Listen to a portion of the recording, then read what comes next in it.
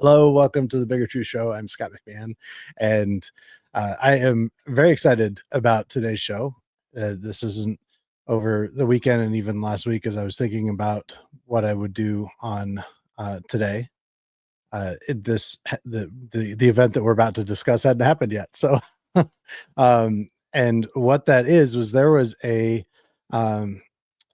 really interesting Maricopa County Republican Committee meeting on Saturday. It actually wasn't just interesting. This was the 2-year election for the leadership of Maricopa County Republican Committee, MCRC, which is what we'll call it, MCRC. And this is the Republican Party for Maricopa County, which is by far the largest county in Arizona. In fact, it has 2/3 of the voters in the entire state.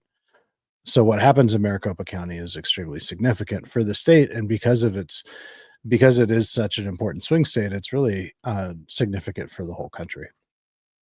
So with that, what ended up happening, and I'm going to let Susan tell her story, but what ended up happening is 2 of the elected precinct committeemen were refused entry into the meeting, and Susan is one of those elected PCs. And so Susan, thank you for joining us. And you are in LD3, Legislative District 3, which is the largest LD in the largest county in the state, correct? Exactly. And I've actually been following your work on Rumble since I first started looking into Arizona. You've done a really good job with doing video work and I shared a link in the show notes to your channel on Rumble. But you've done a really good job of documenting what has happened to your LD and to your county, to the Republican Party there. So we will. Do you want to just kind of summarize what happened in the meeting on Saturday? Yeah, I wasn't allowed to attend the meeting on Saturday, although I didn't know that yet. So on January 7th, the MCRC held a trial. I call it a show trial, a Stalinist show trial, that I did not attend. My attorney sent a letter explaining how the trial was illegal and the charges were not founded. No evidence or discovery was presented to us. And so we never heard the results of their quote trial. No one notified us of anything. We are PCs. We are legally able to attend an annual mandatory MCRC meeting. So we didn't know whether we were going to be allowed in or not. So Carrie Cox went there first at 7:30 in the morning, and she went up to credential at the table, and they were waiting for her. And then she got escorted out by police. So she told me. I thought, well, okay, so I won't be a credentialed attendee. I'll just try to be a guest. So my husband did his credentialing. I was waiting for him. And then I saw people like springing up all over with their cell phones going on and staring at me. I'm like, oh, I guess everyone spotted me now. What's happening now? And so the security people came up with 3 of the policemen and said, you can leave of your own accord or we will take you out. And I said, well, I'm just outside. I thought I could at least attend as a guest. And they said, no. And there's Stacy, I guess she was with Carrie at the time. But anyway, we have pictures of Liz Harris on her phone, looking at me, reporting me, Shelby Busch's boyfriend, Steve Robinson on his phone, reporting me. So I knew what was happening, so I agreed to leave. And as I was leaving, I said hi to a couple of my friends that were there, and they said, keep moving, get out of here. Like totally uncalled for. And this is Carrie Cox right here on the right? Right, that was Carrie, yeah. And she was running against Shelby Busch for first vice chair, correct? Well, she was going to declare candidacy from the floor, but they wouldn't let her in anyway. Right. So she was really Shelby Busch's only opponent in that race. And so Shelby ended up winning by acclamation or by default because she had no opponent, because her opponent wasn't allowed in. Right. And that's as dictatorship like as it gets. It is, you can see, I mean, she's clearly not raising a fuss. She's very mild mannered. I mean, she's a grandma. And how long has Carrie been involved in the party? I met her in the last few years. I'm not sure before that. And how long have you been involved in the party? I was trying to figure it out. At least 10 years I've been a PC. But in the state delegate convention, we weren't allowed in there either. And I was an elected alternate for a state committeeman, state delegate. And we sat outside for 4 hours, 5 hours waiting to get into the meeting. And they never admitted the alternates. They kept us out, talk about a fixed election, right? We couldn't vote against their candidates because we weren't allowed in. And then they ended up removing, they had the police escort Carrie off of the premises. Right. And yeah, like she was there to really raise a fuss. Well, the bald-headed guy is the same guy that escorted Candace out last year. Oh, really? Yeah, it's so embarrassing for them because that's like, they don't want to do that. They don't want to take us out. Right. And what's interesting, we look at like Brian Ferentz. I think we'll talk about him more in a minute because he actually spoke at the event. But this video right here. It's discussion. It's discussion. It cannot be out of order. I've been handed the microphone. I cannot be out of order. I've been handed the microphone. So this is Brian Ferentz, and this was about 2 years ago, right? I think January, February of 23. 23. Yep. And he got the microphone. He was speaking, and Candace made the mistake of just letting him have the microphone, and then he wouldn't give it back to her. And he already had established a track record of pressing charges for assault if anyone even just brushes against him. And so she can't take the microphone away from him for fear of actually being criminally prosecuted, because he's such a I'm trying to guard my mouth. Because he's such a pansy, really, and a coward that he, kind of engages in lawfare against people.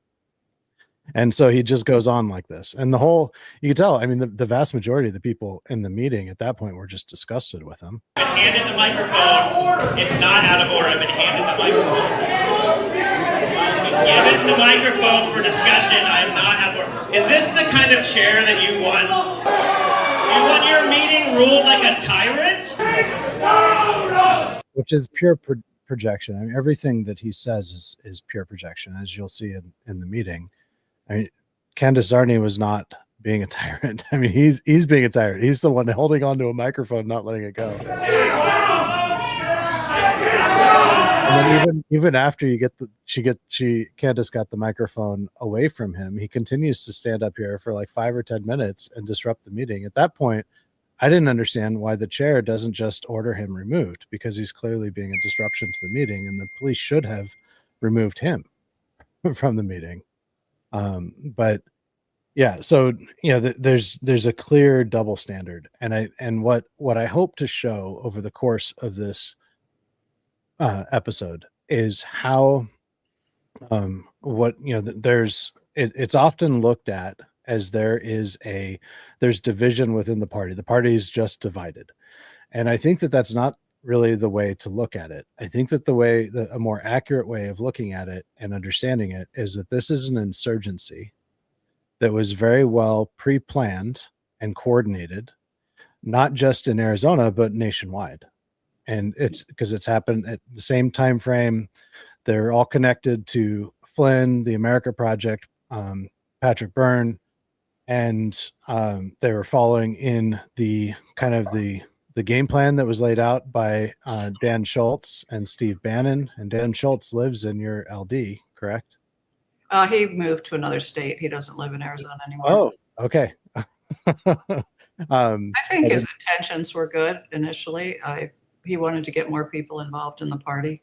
Right. That may have been, but I think that he very quickly fell in, and he was an Army intelligence officer, and I think that he was recruited early on in this thing around 2020, and he really launched it when he showed up on Steve Bannon's War Room on February 6, 2021, providing the answer. At that point, we're all licking our wounds. We'd been told by all the influencers on the right, just grab your popcorn. Nothing can stop what is happening. Trump is going to serve another 4 years. The whole Flynn network was putting that out really hard. And then all of a sudden, none of the things that we were told were going to happen happened. And Biden's the president, and we're all confused and trying to figure out what to do. And Steve Bannon and Dan Schultz say, well, here's what you can do. You kick out all the rhinos from the party, get in the party, kick out all the rhinos, take the party back, take the country back. And they fundamentally, presented, and Dan Schultz was on Steve Bannon's show once or twice a week for the next 6 or 8 months. And on other podcasts as well. But really it was Steve Bannon's show that really provided a lot of the marketing for this. And they present this idea of the PC position, or the precinct delegate, or in some states they call it a chair, a precinct chair. But this position is one of rights and entitlement and power. And I think that that's a perversion of what it really is. What it really is a position of responsibility. I mean, the role of the PC is to help get Republicans elected. It's to do the work of, boots on the ground work, because it's a lot of work to get people to get up and disrupt their lives to get out and vote. And that's what you've been doing, Susan, for the last 10 years that you've been in the party. And I know that because, I've heard that from other people, have told me that about you. And that's what anybody who's been in the party longer than since before 2020 understands that it's a position of responsibilities more than it is rights. But they really present this, it's all about rights, it's about power. We got to take back the party. All you have to do is vote the way we tell you to, and we'll take it over. Do you think that I'm close to accurate in that assessment, Susan? Well, I think that one thing, to give context to that video you just showed of Brian, that was Candace's very first LD3 meeting as chairman. Right. The very first meeting. She had been elected the month before. So what was all this chaos about? She hadn't done anything. She said, I call this meeting to order, and they're all jumping up and down. Like, what? She was totally blindsided by it. And what was the agenda? You're right. What was the pre-planned agenda? You don't come in new. You've never held a meeting before, and all of a sudden you're the enemy? Right. Like, where did that come from? And is it pre-planned? Well, it seems to me. Yes. Yeah. And we're going to get into that, because you produced a really great 3-minute or so little kind of micro documentary about how this happened. And we're going to show that in just a minute.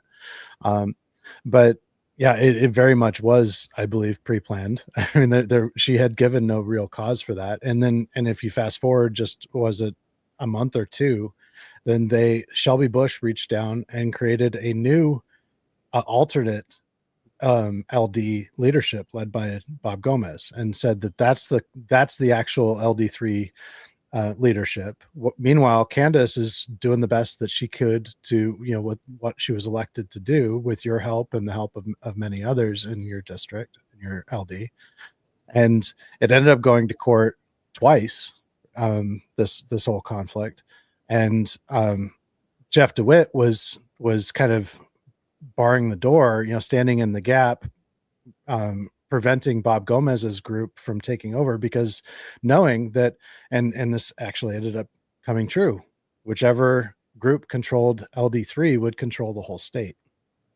And that's how Liz Harris got elected to RNC committee woman last year, or just this year, about 6 or 8 months ago. It was in May, right? When you had April, May. I think it was April. Yeah. Yeah. Yeah, they wouldn't let us in. They replaced, a lot of the PCs dropped out. They didn't like the drama. Like you say, it's a volunteer responsible position. It's not a battle. Right. And people like Brian Ferentz, he actually monitored that they did a non-secret vote, from what I understand. And he was watching that, and he's a bit of a bully. And so, people, they were really controlled. And I think your LD actually voted at almost 100% for Liz Harris. And that's really what gave her the RNC committee woman spot. So when I was waiting to get into the meeting as an alternate, the state delegate meeting or the national delegate meeting, I walked around and I'm looking at LD3 section that's roped off, and I'm like, I don't know anybody here except for Gomez and a couple others. I'm like, I don't even know who these people are. I've been here for 10 years. Right. I was talking to Morgan Perry this morning, former LD4 chair, and he said that he's been in the party for 2.5 years, and he believes that he's in the top 70th percentile as far as longevity in the party. Yeah. Do you think that's accurate? Yeah, unfortunately. I mean, I think a lot of this started because of the McCain cabal that did run the state. And there was a lot of resentment from everyone, including me, that they were able to monopolize. So you can sort of see where the distrust started. But then it evolved into calling me a Nazi, and I'm a rhino, and I'm an anti-Trumper. Okay, well, why did I start Trump Fridays meetup group and met every week for 4.5 years if I don't like Trump? Right. I'm a rhino. Yeah, it's ridiculous. Ridiculous. But what's even more ridiculous, and this is the thing that people in Arizona just don't seem to understand, is that there's two issues that that they've really used to emotionally and psychologically manipulate their PCs. One is McCain, and the other is election integrity. And on the election integrity front, can you name anything that they have done to improve election integrity in your state? I have no idea what they're doing, actually. Nobody knows, except for fighting and the anger, and ginning up anger against us. What else do they do? Exactly. They censured everybody, all the Republicans that are in our state house. I think all of them have been censured. Half the Senate. Yeah. And Shelby Busch was traveling around the state before, in the lead up to the general election, teaching people how to hand count ballots, which is illegal. Instead of helping people to get out the vote and getting out and knock on doors, they were obsessing over hand counting ballots, because Flynn said that there was going to be some sort of catastrophe. There wasn't going to be electricity, and so we're going to need an army of people who knew how to hand count ballots to save the country. It's unbelievable, but that's a whole new other subject there. Right. And then I also reported in June about how Shelby Busch led a training meeting for the national delegates on how to suspend the rules on the convention floor at the national convention, to take over control over the convention from the floor and place a new candidate into nomination. And we've got pictures of their presentation showing that. And I published all of that. I broke that story. Washington Post ended up taking and writing about it and publishing on that a few weeks later. But Shelby Busch was behind all of that. And now she's been, by acclamation, she's now the first vice chair again for her second term. And she really runs the show. She wears the pants. Craig Berlin's kind of does whatever she tells him to, as far as I understand, right? Well, he has a private plane. Right. He's got a private place. He's got some. And he's got a hangar, and right. He's rich, whatever. Right. So he's more of a mascot, I think, than the leader there, but from what I gather. So, but the other thing on the McCain issue, and this is something that people don't understand, is that so these people got in power on Kari Lake's endorsement in 2 years ago. It was Kari Lake's endorsement that got them into power, that got Shelby and the rest into power. And Kari Lake is controlled, and was controlled at that time, by Caroline Wren. And I documented that. I spoke to several members of Kari Lake's 2022 gubernatorial campaign and transition team. And they, I published on this, I think this was back in April, May, how Caroline Wren came out of nowhere 2 days before the primary, to either 2 days before or 2 days after the 2022 August primary, which Carrie Lake won. And there was no doubt that she was going to win because she was running a good campaign at that point. And they had a big tent strategy. They were going to go big tent after the primary. But Caroline Wren got in, and using the same tactics as what you're seeing here in Maricopa County and what we've seen all across the country, that she gained complete control over Carrie Lake and formed a wedge between her and everybody who knew what they were doing in the campaign. And at the same time, she put herself in the position of being Carrie Lake's primary political consultant and fundraiser. So she was making a cut of every dollar that came in and every dollar that was going out. She made millions in the 2 months between August and November. But if you look at Caroline Wren, she described herself as a McCain groupie. And so you've got, and her first 4 to 6 years of her career after college, she was working for McCain since he ran for president in 2008.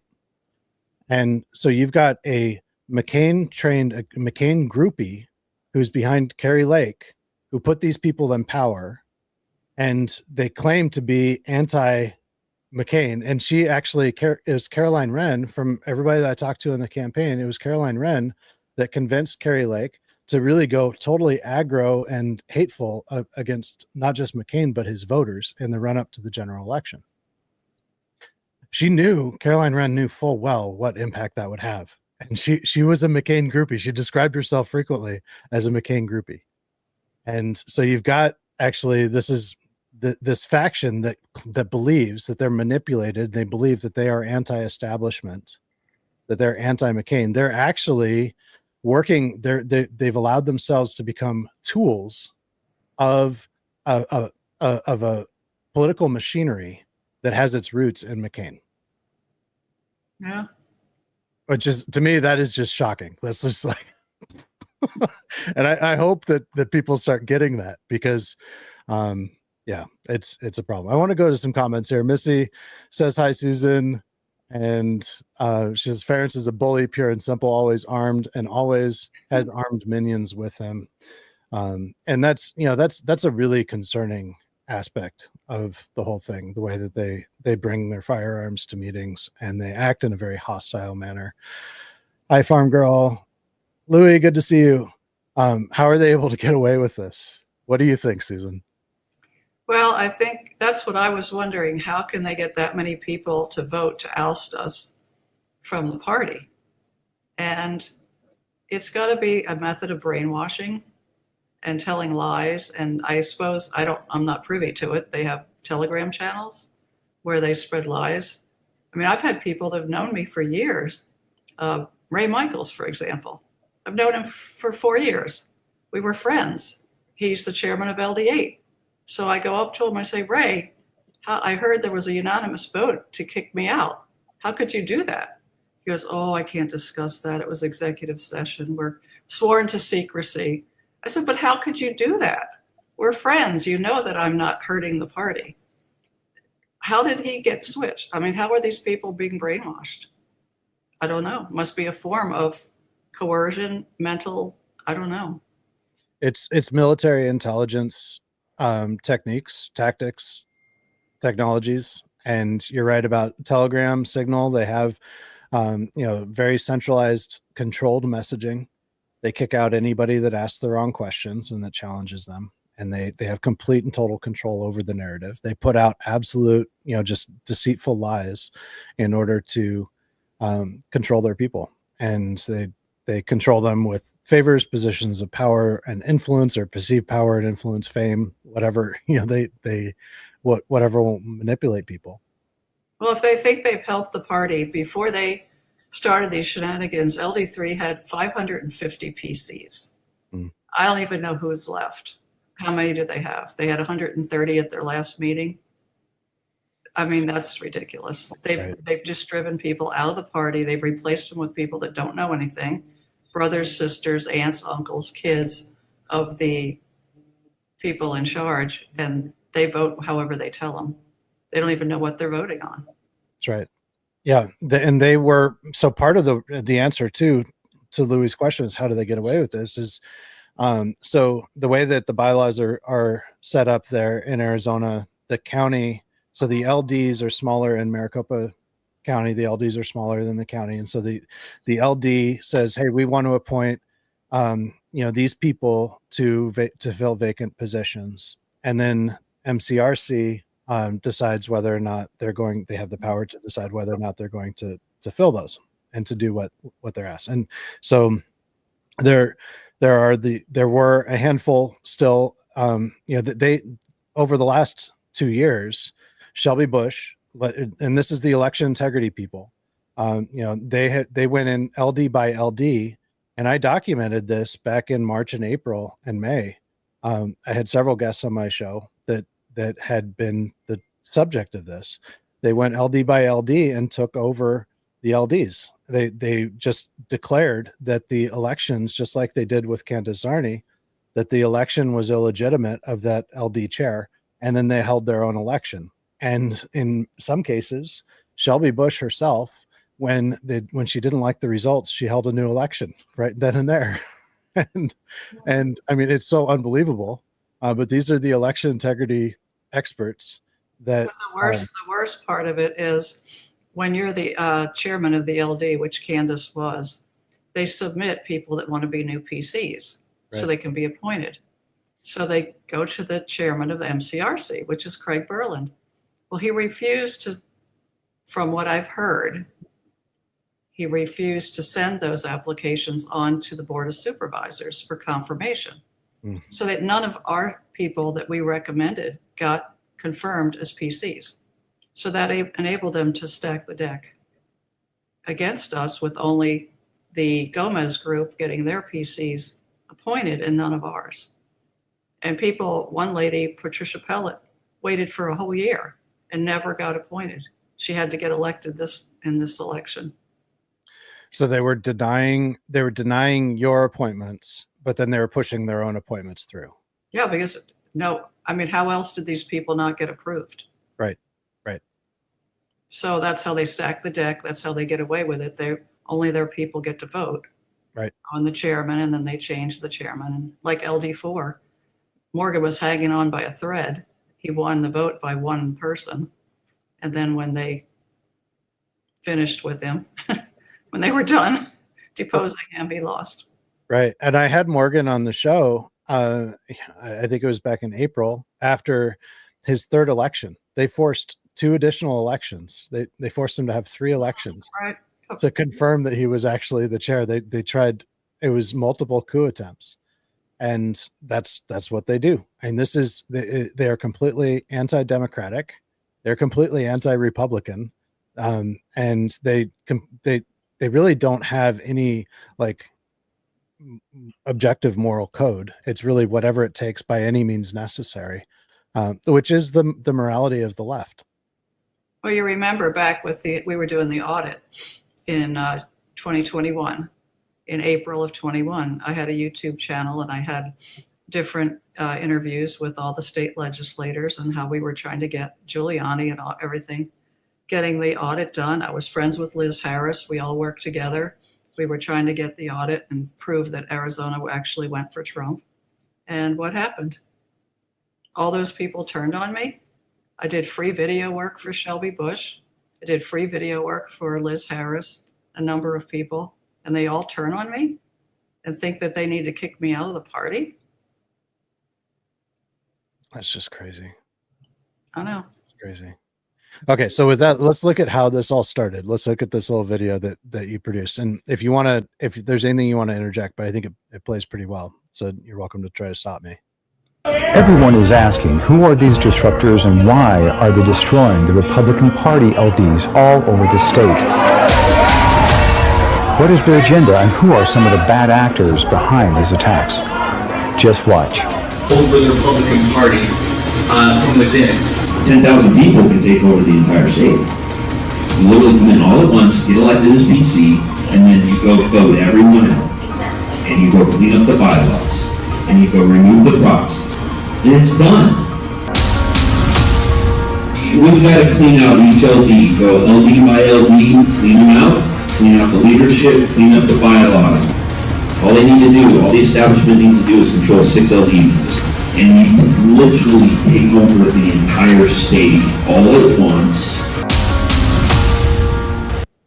Okay, so I'm gonna let it continue in a minute, but this is I mean, that's Steve Daniels right there, and I had Basil Fernamos on my show back in April, and if you are a paid subscriber, it's in the archives. If you just look up Basil, like the herb Basil, you'll find it. And he actually was friends with Steve Daniels and Daniel McCarthy, and So was I. and so you were friends with both of them also? Yeah. Okay. And yeah, he knew them from the three percenters. He was involved in the three percenters, and that's how he got to know him.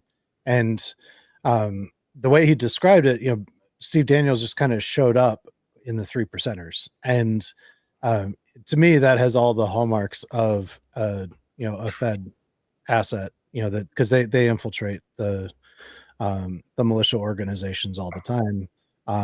And he clearly has this plan that he's describing to take over the state. And even though he and Daniel McCarthy have not been directly and, kind of upfront active in the party the last year or two, this plan has really, they've accomplished it. Mm-hmm. So let's go on. Remember back in 2021 when these radicals took control of LD15 and forced the board to resign? Corrupt GOP is not just going to give up. They're going to fight back. We will run a general candidate against you, and you will lose, and the Democrat will win. It's a threat. It's an aggressive threat. Okay, so this is huge. He's saying we will run we'll run a candidate against you and they will lose, and then and he's talking then about the Patriot Party, so run against the Republicans, and we'll actually cause the Democrat to win. And I mean that's what they've been doing this year. They put out against Rachel Mitchell, who is running for Maricopa County attorney. Mm-hmm. They actually, Shelby Busch put out a press release talking about how they were going to cause her to lose. And I mean, this is exactly the playbook that they have been going through. And I actually expected them to flip the Arizona state legislature blue this year. Mm-hmm. Because there's so many candidates that they just were not supporting, and actually they were campaigning against them. Right. It's a scorched-earth mentality, but I feel like it has to be done a couple of times to where they learn their lesson. It's a very aggressive mentality. The overwhelming force has to be used.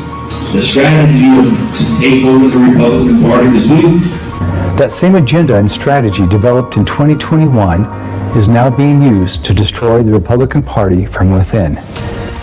Bob Gomez, the illegitimate chairman of LD3, stated in the chairman's report from his May 24th meeting, quote, "We spend a lot of effort looking for bad apples on our side.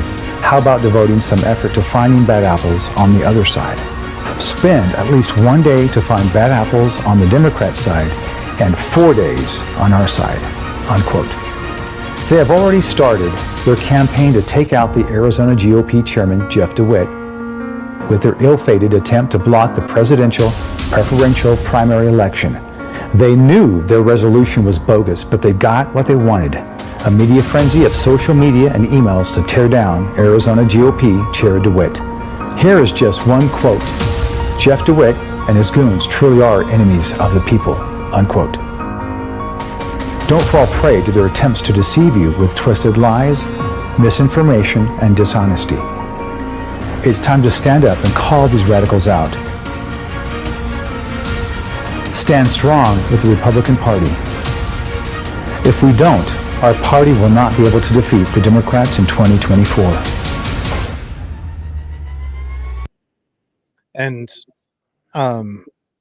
yeah, I think that was you guys did a great job on that season. And that really is the seeds of it.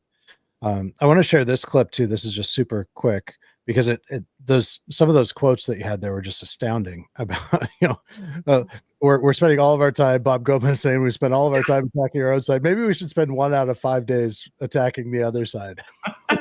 Brilliant strategy, right? Where we are right now. God and the devil cannot come to the table and work things out. That's not where we are. And so these guys are wanting to use the same playbook that they used to use, and it's not working for them. The Lord has brought in new people, new warriors to fight this, this demonic battle. And these guys actually think that we orchestrate and plan every move and every way. And that actually, I'm giving all the glory to God here in this situation, because no, he was the one that was there with all of us as we prayed to him and looked to him for guidance and just to take over our meeting, because it's just been so bad. Like you said. Okay. So I'm a born again Christian. I am a student of the Bible, and I can very confidently say that the God that she is talking about here is not the God of the Bible. And it's very apparent because of their fruit. Jesus says, judge by their fruits, you will know them. And their fruit is hatred, slander, malice. And she's exhibiting that right here. Jesus never says that the enemy is people. And they like to quote Ephesians 6 and the armor of God, and that you got to suit up with the armor of God to do battle in the world. That's exactly the kind of thing that she's talking about. But that's not what Ephesians 6 says. It actually says, Paul writes, that it is the enemy is not flesh and blood. It's the principalities and in the heavenly places. The dark spirits, evil spirits, fallen angels, that kind of thing. But that's not what they teach. They teach that the enemy is anybody that disagrees with them. They therefore dehumanize them, and they can then justify treating them in absolutely horrific ways. And this is not, they all call themselves Christians, but this is not a Christian movement at all. And I'm going to come back to that in a minute. This is more Brian Ferentz. And this is his hit piece that he wrote on me, and Flynn himself has shared this, as have Patrick Byrne, Tom Renz, Laura Logan. They all shared it. But it says right here on his bio on his website that he's a pro-life Christian and constitutional conservative. And yet he's written books that The Wolf of Dorian Gray, and these are like vampire books that seem to be targeted and marketed towards teenagers. And they describe these are some quotes. I'm not going to read it because it's so gross. But they describe rape and murder even of young girls. And, it's really, really horrific. So, this is not from the mind of a Christian. There is no public testimony of how he was born again. There's no testimony that says, where he was baptized. And so, it is very clear that there is, and the fruit, his ongoing fruit, as we'll see even in this meeting, and now we're finally going to get into this meeting, is that happened this weekend, is very clear that he's not, he is not redeemed. So I'll leave it at that. And I think that it's it's our responsibility as believers, I believe, to, according to the Bible, to call out false teachers and those who claim to be Christians and yet are doing what they can to try to defame Christ and his church. Joe Brandis says, didn't Daniel McCarthy try to start a new party in Arizona? Joe's from Michigan. And that was the Patriot Party. Right, Susan? Yeah, that's right. Yeah. So I love this from Missy. That mascot is actually a lap dog. So let's look at, do you have anything to add before we cue up this video? I think you're covering it pretty well. Do we have any nominations from the floor for first vice chair? Yes. Over here.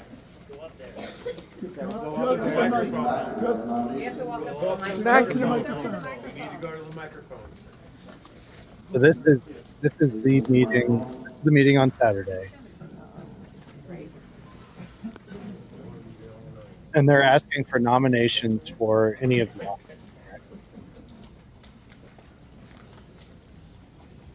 Is that right? Are they asking Yeah, for Judy nominations? was going to the speaker to talk about nominating Carrie Cox from the floor. Right. Okay. Please step up to the microphone so we can hear you. I'm nominating Carrie Cox. No, I'm sorry, that motion is actually out of order. Carrie Cox no longer has standing with the MCRC or voting privileges. So hold on. So That's- you can accept her nomination. Out of order. She's out of order. It is out of order. There's no comment. You have something to add to that? Well, it's my understanding that we're all here as PCs to vote for the people that we would be. That's correct. If they're eligible, you're absolutely in your right to do that. Carrie Cox is not an eligible PC.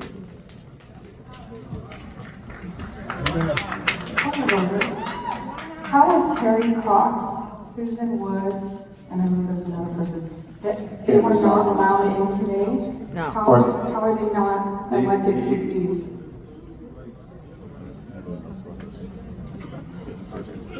Debate's actually out of order at this time. If you'd like to make a motion, we'll hear it.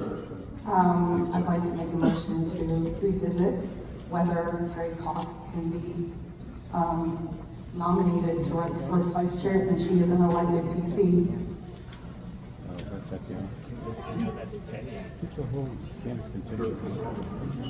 So that sounds like. So this is the official rules for thee but not for me parliamentarian Joe Neglia, who was the one who was doing the training with Shelby Busch in June on how to place a new candidate into nomination to replace Trump at the national convention. An appeal, right? That's an appeal Yes. decision of the chair. Okay, you're entitled to do that.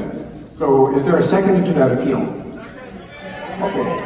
So it's been moved and seconded to appeal the decision of the chair that Carrie Cox candidacy is out of order, right?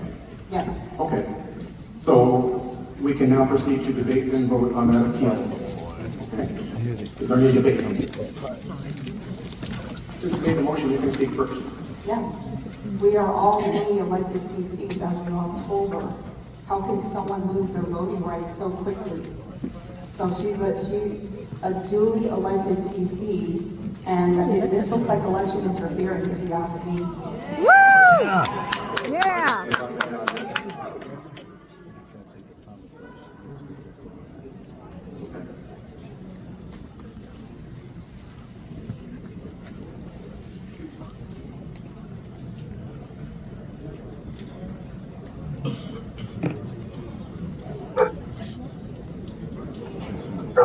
Okay, thank you. Is there anybody opposed to the motion to the appeal?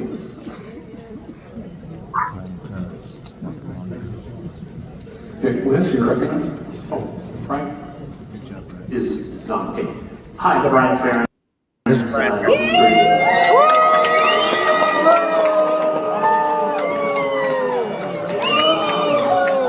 Carrie Cox filed a false lawsuit against the MCRC and LD3. Okay, so that's his first allegation here is that she filed a false lawsuit against MCRC. Is there any truth to that? No, she was never involved in any lawsuit against MCRC. Her lawsuit was against LD3. Okay, and that was the lawsuit that that Candace Arney filed as well. Is that right? No, Or this Candace is filed different? the first one against MCRC Okay, about holding a new election, and then our lawsuit was about. But you notice Tony Peters, who's quote the presiding chairman, right. what did he say? He said Carrie Cox has been removed. Well, guess what? Carrie Cox never got any notification that she was removed. How did he know? Right. That's a really good question. Is he part of the secret meeting? Right. So it was he a just released secret show information. trial. Right. Wow. The MCRC over $100,000. They have destroyed the the reputation of unnecessarily engaged in lawfare against other Republicans. They are truly Democrat infiltrators. All they're doing is working against the Republican Party. Okay, so you and Kerry Cox now are Democrat infiltrators. Yeah. And it's really funny because I've seen, as I've been really one of the only people that's reporting on what these people are doing across the country, and they're very quick to take whatever terms I use to describe them, to twist it and to use those same exact terms to describe the sane within the party and the actual Republicans. And so, I call them anti-Republicans. Then they go out and they say, well, they're anti-Republicans. You're an anti-Republican. And so they just twist it without any justification. I mean, I've been building the case why they're anti-Republicans. They're working against the interests of the Republican Party. He's doing that right here. But there are laws that govern PCs, right? And their removal. There's laws that govern the LDs. LDs are sovereign. Mm-hmm. The county doesn't rule the LDs. There are laws, but nobody seems to care about the laws. That's right. PJ says the disruptors are fake MAGA. And absolutely. And this is not this behavior, what they're exhibiting right here is not MAGA.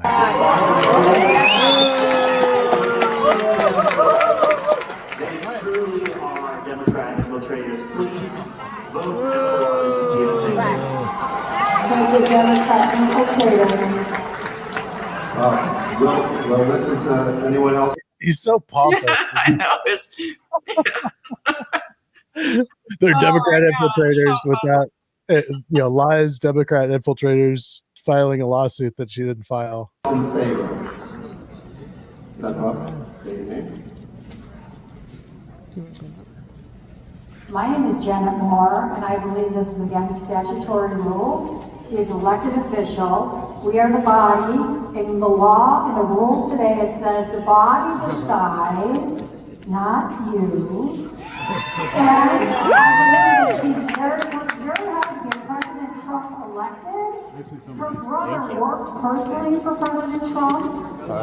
She is a true patriot, and she's a true fighter, and we should want her on our team.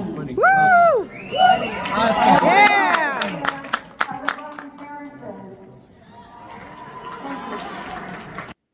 It's interesting too how the two of them are up there at the podium consulting with one another, whispering in each other's ears. They're desperately scheming, aren't they? Other speakers opposed? Katie Cook, LD3. Ms. Cox is part of a group that is continually sending out emails. I'm sure you're getting them from the official LD3 LLC. That's right. I'm not opposed to the debate. Go ahead and vote by the body. However, ARS statute talks about disloyalty in the Republican Party. She has caused so much confusion. She's a board member with Candace Zarni and Susan Woods and a number of other people. Don't listen and don't fall for this. Thank you. And who is that? So KJ is the one that got arrested in that video you showed earlier of the first LD3 meeting. Oh, really? Yeah, the police had to handcuff him and take him out. That's who that guy is. Yeah. And all the best people in LD3. Right.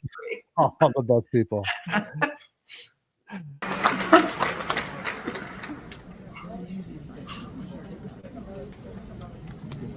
In favor of, step up to the mic, please. State your name. Isaac Glover, LD27.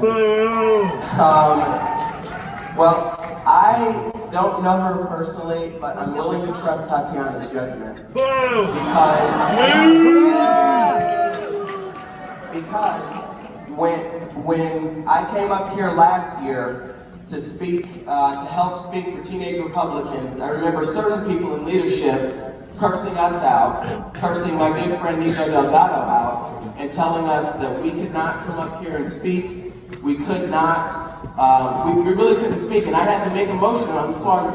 I know some of you remember. Not I had to make a motion in order to get us up here in the first place. People that supported us were people like Tatiana. And from what I've seen, there's just been division within the party, for unnecessary division.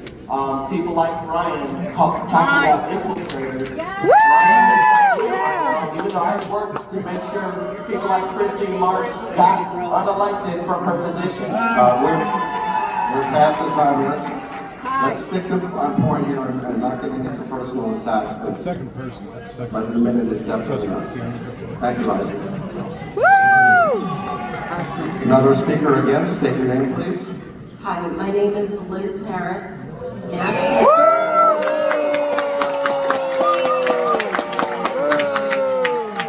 Chair of Legislative District 13.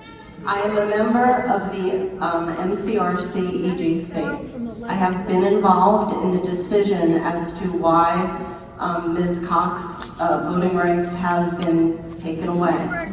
In my professional opinion, there is just cause. As a Professional opinion. So what professional is she in? She has a professional opinion. She also just disclosed the results of their meeting, which is secret. We aren't even aware of what the decision was. Right. You were told that the reason why you couldn't know is because it was executive session. But here she is telling the whole world to over 1,000 people what happened in the executive session. Right. Don't worry, District Chair, we have a lot to do over the next 2 years. Where the disruption is coming from, in my professional opinion, is not from the people who are trying to get one day, one vote, are not from the people who are trying to get good Republicans elected. The distraction is coming from this artificial LD3.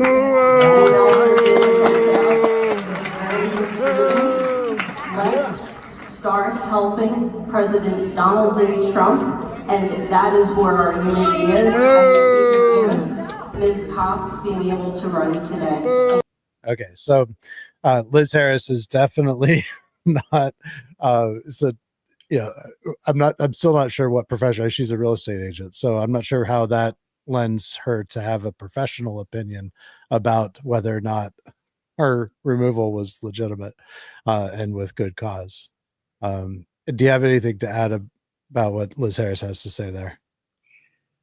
Well, all I can report is that I think she was the person that was removed from the state legislature and stripped of her representative status.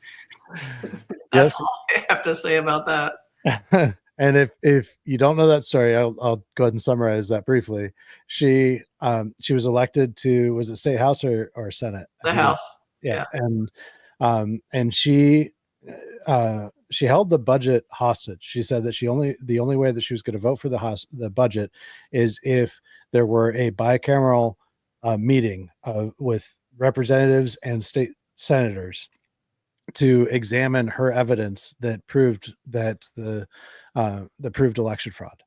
And so there was agreement to hold this meeting. She had the girlfriend of John Thaler, who I believe is psychologically unstable, and there are many different court cases there in Mesa in the court system there on John Thaler being involved in allegedly domestic violence, and he claims that the cartel took his kid, but I think that the court just awarded, from what I understand, the court awarded sole custody to the mother, and he did not want to submit to the psychological evaluation. So this is John Thaler's so-called evidence that I've gone over on my show that is not actually evidence, and there's good reason why it's never appeared in court. But Liz Harris's representative there, John Thaler's girlfriend at that meeting, went on to accuse every single person, every state legislator, of being connected with the cartel. And not proving anything about election fraud at all. And then she lied that's what she knew in advance, that's what was going to be discussed. There are text messages to prove it. She lied that she didn't know. She said, "Oh, I didn't know what they were going to talk about. It's not my fault." And so it just said, we're done. I mean, you've broken so many rules of decorum, and this is beyond the pale. So they removed her.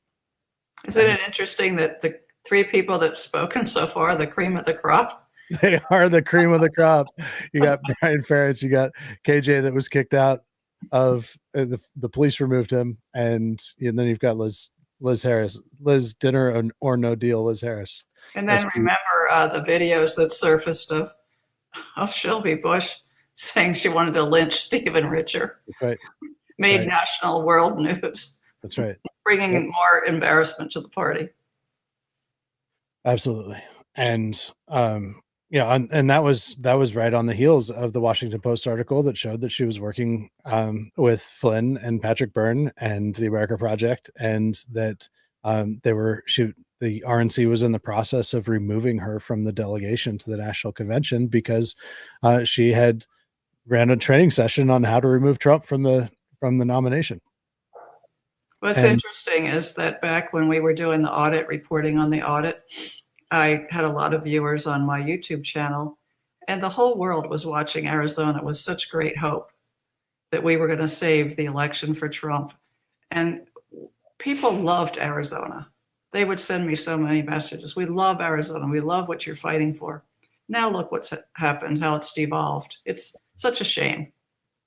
Yeah. And Shelby Busch was one of the principal planners of the whole thing, of that audit. And I really believe that it was designed to fail. Mm-hmm. Missy says, what a conflict of interest for the newly elected RNC National Committee woman for Arizona to speak against a validly elected precinct committeeman.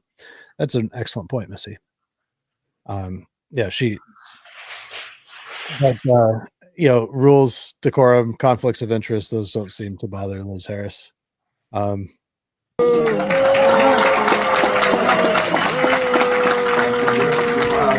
more for and one more against. You're for, right? Yes, my name is R.C. Maxwell, and I speak in support of newly elected PCs the right to represent themselves in the statutory meeting per the bylaws. Now, I must say, I do not personally know Ms. Cox, and I am largely unaware to what largely seems to be like a lot of drama potentially instigated by Ms. Cox. But I will say this: if I was standing outside, and if I was not allowed to be in here, based on the recommendation of arguably the least credible person in this entire building, Brian Ferentz. To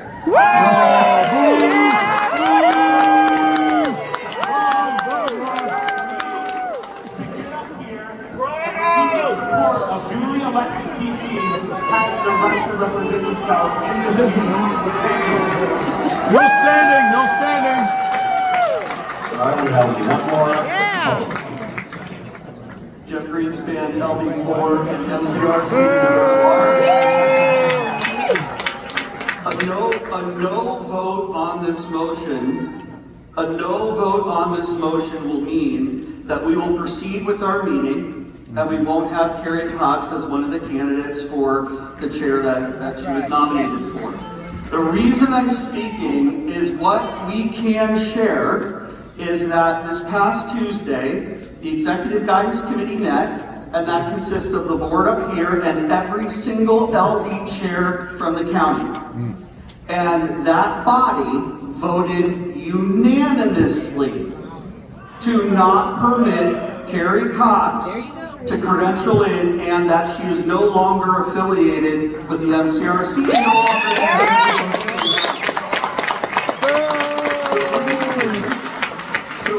That vote was taken, and the reason that the vote was unanimous.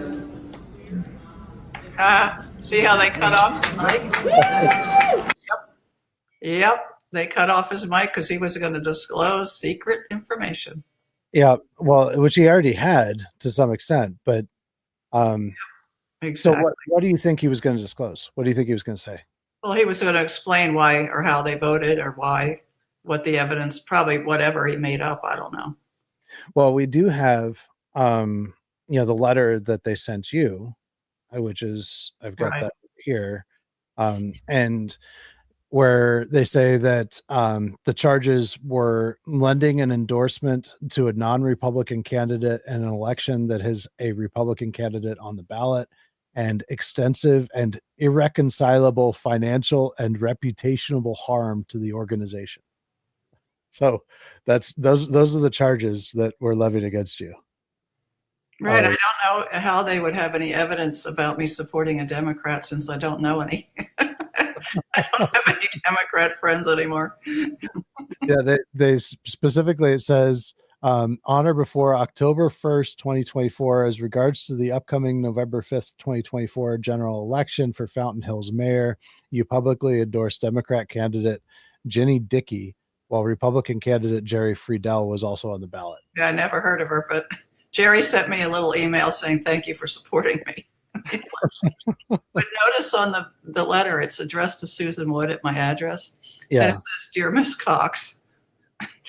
It says, Dear Miss Cox. It doesn't say, Dear Miss Wood. Oh, that's funny. They didn't change that. So that was a cut and paste, obviously. Well, and I'm sorry for not blotting out your address on there, but I think it was small enough that most people won't be able to see it anyway. So, and MCRC, the bad guys already got your email address or your home address anyway. So. Right. Now, and then I think that those were the last two speakers, and then they did a vote, and everybody did as they were told on their signal chat or whatever, and held up their card to vote no for admitting Carrie Cox, and that was kind of the end of it. I wonder who was in charge of the microphone that knew what Greenspan was saying was bad. You think it might have been Shelby? I don't know. Interesting. Yeah.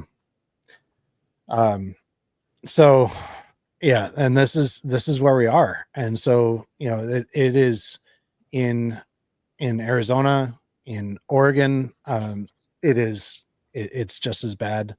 Gina Swoboda who's the state party chair there in Arizona, she has done absolutely nothing to stop these people. In fact, she's encouraged them.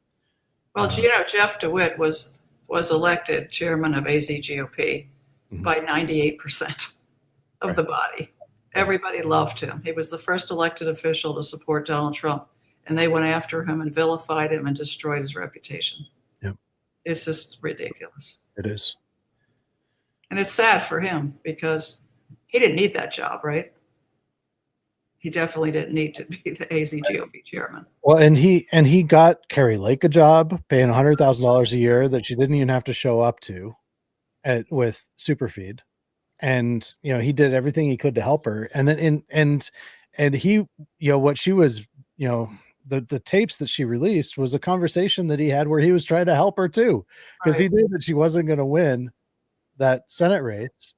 And these people back east, I wonder if that wasn't Trump or people connected with Trump that were trying to say, hey, just step back, bow out of this race, help other Republicans, just, be selfless, just go out there, help other Republicans. And then in 26, you can run for governor again. And, that would be a path to success. Had she followed that was super helpful for Jeff DeWitt. That was sage advice right there. Had she followed that advice, then she would be in a position where, she possibly could win in 26 and she'd still have a political career, but now it's over. We had a speaker come to our breakfast last Friday. He's a pollster, local pollster. He knew she was in single digits and she still stuck it out. She still she knew she was going to lose. Mark Lamb was picking up steam. Once she recorded Jeff DeWitt, that was done. I was done with her. Yeah. Everybody was supporting Mark Lamb. He definitely could have won because it was a Republican sweep in Arizona. But she had to hold on, for her own ego? Yeah. And, and I don't think that Mark Lamb is a perfect candidate by any stretch, but he could have won.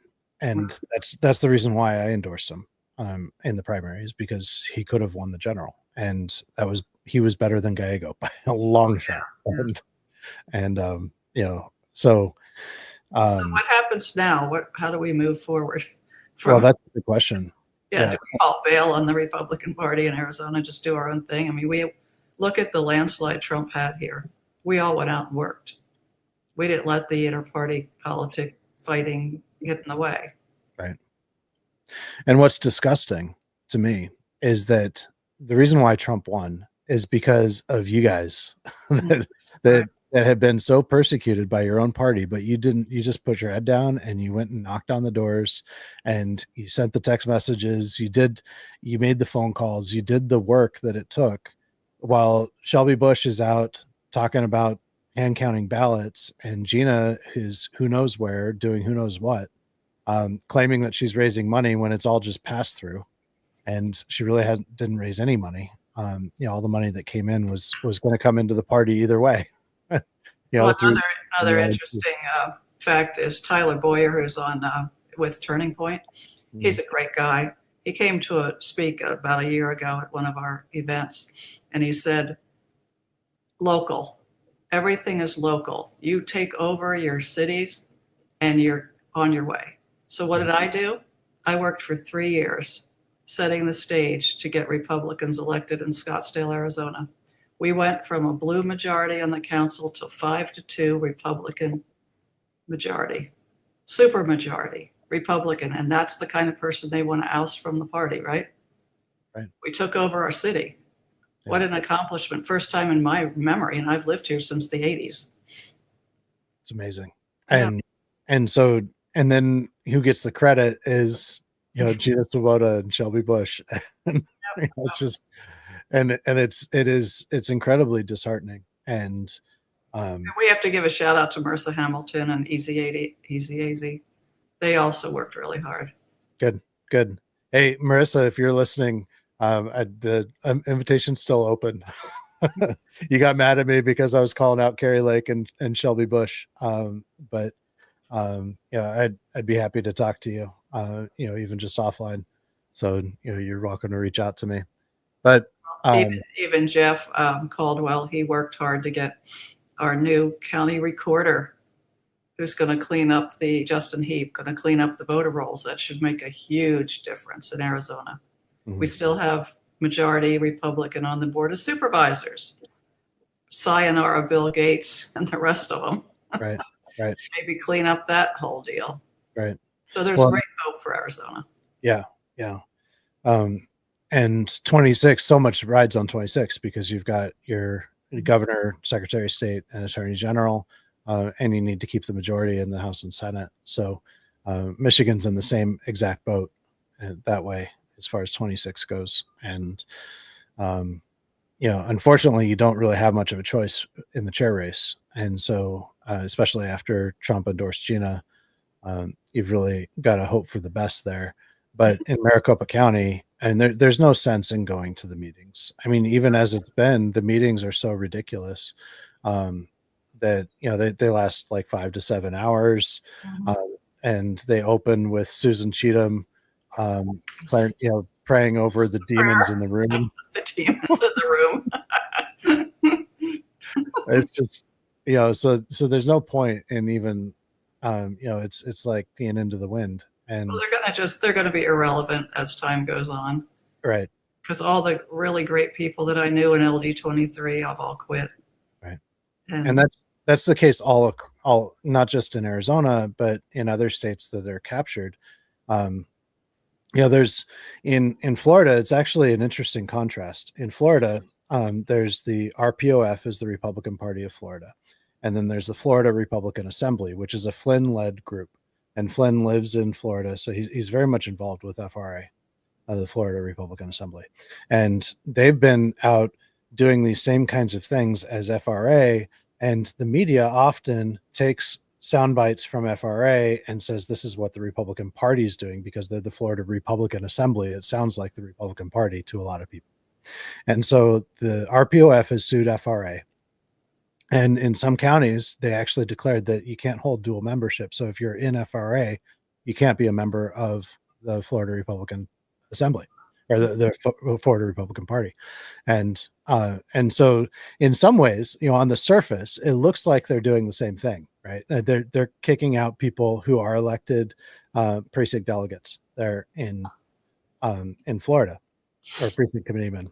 And so they're kicking them out, but these are people who have clearly bad intention that are part of a group that has demonstrated its desire to try to take out the Florida Republican Party. They say it publicly. and they admit it. And so they're just saying, hey, if you want to take out the Republican Party, you're not a Republican, so bye-bye. And but what's happening is very different. And if you take all of, so if all of you leave, Susan, everybody that aligns with you, if everybody leaves the party's not going to become more unified and functional. That's what Liz Harris seemed to suggest there in that meeting, in her statement, right? The insurgents or the infiltrators are this fake LD3 group that she's talking about, which is you guys. And but if you step away from the party, the only thing that's going to be different is they're just not going to get as much done, because you're the effective people. You're the 20% that do 80% of the work. And the conflict's not going to go away, because they're conflict. Find somebody new to attack until they get rid of every last one. Right. And as things aren't getting done, then they none of them really like each other. Like Liz Harris and Shelby Busch, they don't like each other. They get in cat fights all the time. So there's still going to be all kinds of conflict. It's just going to be really ugly, and they'll defame the party and turn independents away, and they'll promote bad candidates that could never win a general election. And in Arizona, you've got more independents than you do Republicans or Democrats. And so you need to be able to appeal to the middle politically. You have to have moderates, and moderates is not a bad word. Moderates means common sense. People that if you can appeal to a large part of the electorate, that means that in politics you can get something done. Well, we just did a city referendum petition. We had 30 days to get 15,000 signatures. We got 26,000. And Democrats worked with Republicans. Oh my God, what a concept. We worked together. Right. We didn't even know what party we were in. Right. And that's the way it needs to be. Save our country. Forget about the parties. Well, and that's a big part of this whole, like, if we really zoom out beyond the Republican Party and we look at what I call it the Flynn network, but what they're doing, Flynn network is just one piece of the whole thing. It's a military intelligence operation that's meant to divide this country.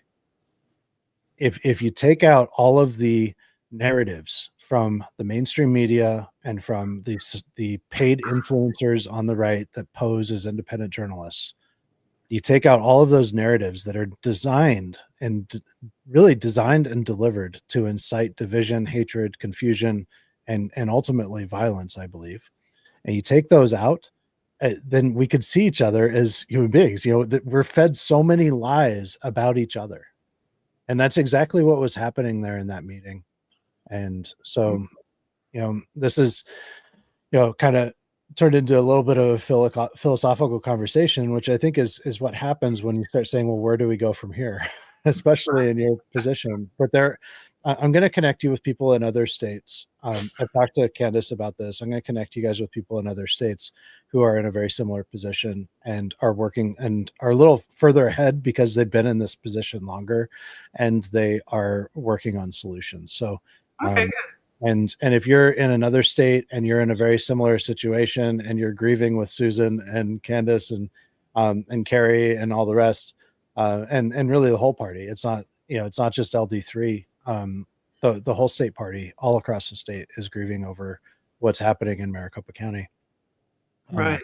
You're welcome to reach out to me, and I'll do my best to connect you with people that are working on creating decisions. And maybe what we could do is some sort of a private Zoom call or something where we can talk about solutions. So I think in Liz Harris's little speech there on the floor, she seemed to think Trump hadn't won, right? She said, we gotta get Trump, huh? He's elected. Right.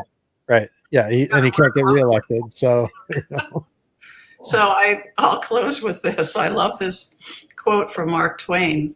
I refuse to be a member of an organization that would accept me as a member. So, sayonara, Republican Party. I love it. And the reality, I'm sure, because you've been so entrenched in this fight for so long, is that there's undoubtedly going to be some level of relief. Yeah, exactly. I talked to Morgan this morning. He said that too. Yeah. So thank you all for joining us. And thank you, Susan, so much for your courage in coming forward and speaking the truth. And, you know, at this point, what do we got to lose, right? But well, thank you for covering the story, from being one of the only people doing it. It's really my pleasure and a joy for me. And, you know, and I'm hopeful that real solutions can come from this, and also that we can get this message, you know, further up the food chain. I think that there needs to be some forceful action from a higher, more powerful position in order to reorganize MCRC, because I don't think that this crop that's of leadership at MCRC is capable of winning in 26. I just don't believe it. But Right. I'd love to be proven wrong, but I have a feeling I won't be, and that there will be something's going to change, because you know, they really, it's not that they can't do anything right. I don't think that they want to do anything right. Yeah. So we'll end it there. Thank you again. Thank you all for joining us, and until next time. Okay. All right. Thank you.